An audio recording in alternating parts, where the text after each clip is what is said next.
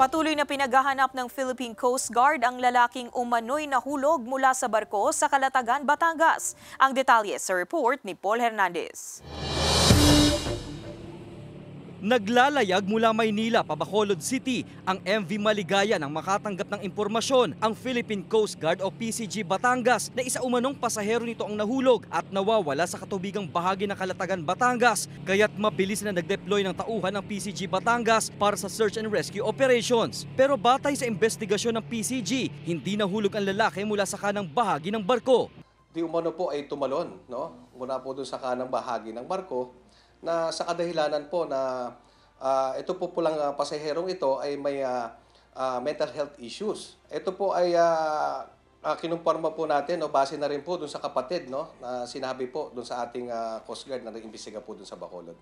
Napansin na lang daw ng kapatid ng lalaki na wala na ito sa loob ng barko. Pauwi raw sana mga ito sa Iloilo City.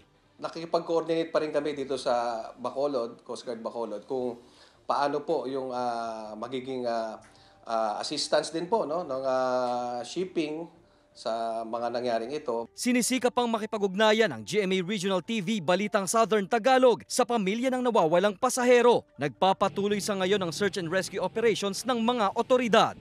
Kasama si Buhay Adante Jr., Paul Hernandez, Balitang Southern Tagalog.